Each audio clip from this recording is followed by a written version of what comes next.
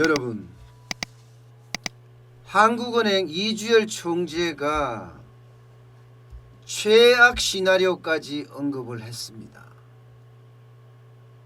이 최악 시나리오는요, 경제성장률 전망치가 가장 나빠진다는 그런 이야기예요. 지난 5월 28일에 한국은행이 통화정책 방향을 발표를 하면서 한국은행은요, 마이너스 2% 정도 성장을 할 거다 이렇게 예측을 했어요. 그게 기본 시나리오였습니다. 기본 시나리오. 마이너스 2%라는 예측도요, 기존에 2.1% 성장한다고 이야기를 했다가 거기에 대비 무려 말입니다. 2.3%포인트 낮춘 수치였거든요. 큰 폭으로 낮췄단 말입니다. 왜 그러냐 하면 시장 자체가 워낙 어려워지니까 이거 큰일 났구나. 우리의 핵심 동력인 수출이 완전히 꼬꾸라지니까 성장률도 많이 꼬꾸라지겠다 이렇게 예측을 한 거예요. 게다가 코로나19에 대한 팬데믹 상황도 좋아지지도 않고 말입니다. 그래서 마이너스 2% 예상을 했거든요. 그러면서 그 당시에 낙관 시나리오와 혹은 비관 시나리오 이렇게 세 가지를 제시를 했습니다. 낙관 시나리오는 좋아진다. 팬데믹이 적어도 2분기에 안정을 잡고 본격적으로 성장하게 되면 0.5%는 원래 성장하지 않겠다는 게 이주열 총재의 이야기였습니다. 그런데 비관 시나리오는요, 마이너스 1.8%였어요. 1.8%.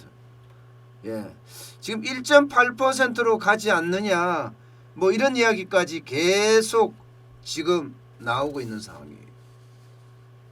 왜 이렇게 1.8%까지 이주열 총재는 이야기를 했을까요? 지금 2분기에 수출 기대치가 말입니다, 예상보다가 뚝 떨어졌어요. 2분기에 그래도 수출이 이 정도까지 되리라고는 예상을 안 했다. 이게 이주열 총재의 이야기입니다. 기본적으로 4월, 5월 20% 다 넘었잖아요. 4월 달만 하더라도 25.1%가 줄었고요. 5월 달에는 23.7%가 줄었습니다. 그리고 6월 달에는 10.9%가 줄었고요. 전체적으로는요, 2분기가 20.3%나 감소했습니다. 그러니까 이거 생각보다가 더 밑돈다. 사실 한국은행은 지금 생각하기를 상반기 성장률이 마이너스 0.5% 예상한다, 이 정도로 생각을 했거든요. 그런데 이거보다가 더 내려가지 않겠느냐 하는 게 지금 한국은행의 예측이에요. 적어도 2분기가 마이너스 2%를 밑돌 거다 이렇게까지 예측을 합니다. 이렇게 되면 마이너스 2%라고 생각을 해보세요. 그러면 이게 성장률 전망치가 굉장히 떨어집니다. 우리가 1분기에 마이너스 1.3%였는데 또 그만큼 떨어진다고 하면 2% 가까이 떨어진다고 하면 이거 장난 아니거든요. 금융위기 때 4분기에 마이너스 3.3% 떨어진 이후에 지금 최저치로 흘러가거든요. 그런데 지금 전 세계적인 상황에 돌아가는 상황이 최악 시나리오로 간다 이렇게 지금 보고 있습니다.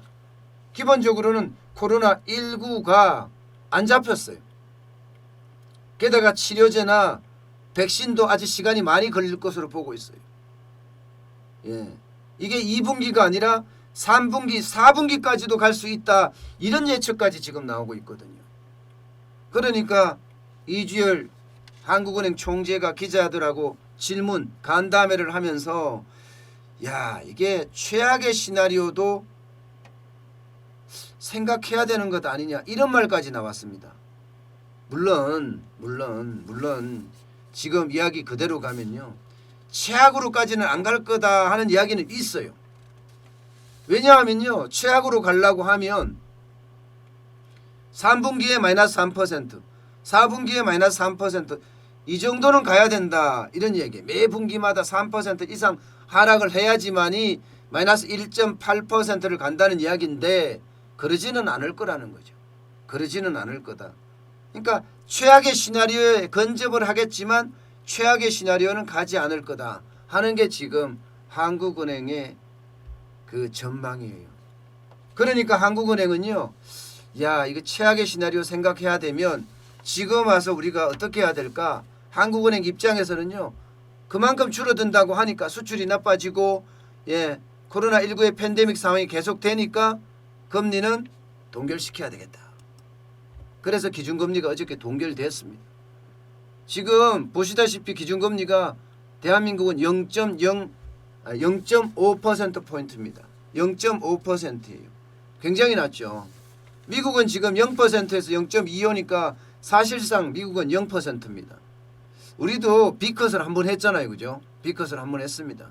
지금 우리가 가장 어려울 때 그때 B컷을 한번 했어요. 그러면서 많이 그때 0.5%가 내렸죠. 4월에.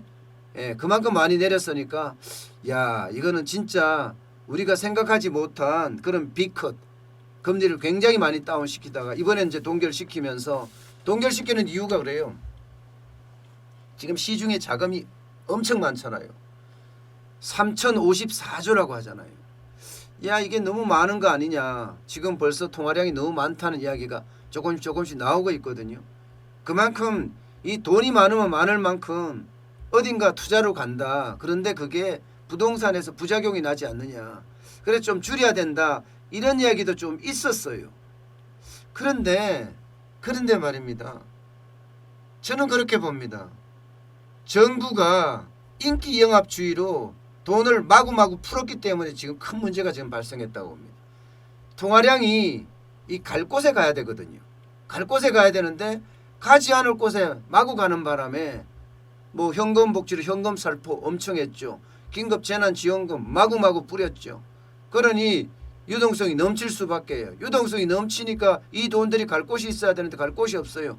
주식시장도 2100선 박스권에서 왔다 갔다 하고 있는 상태고, 그러니까 돈들이 전부 다 어디로 갑니까?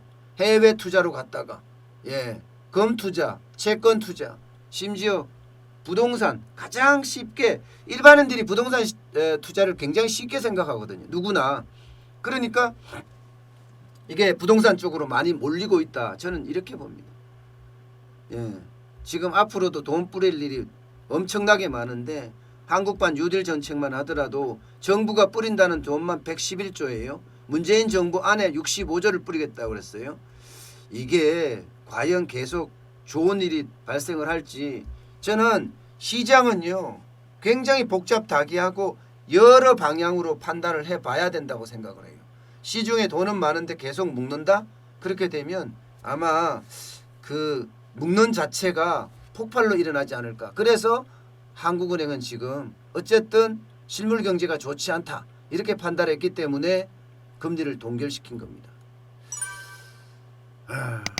참 이게 거시경제라는 게 지금 어디로 갈지는 모르겠지만 가장 중요한 건 여러분 있잖아요.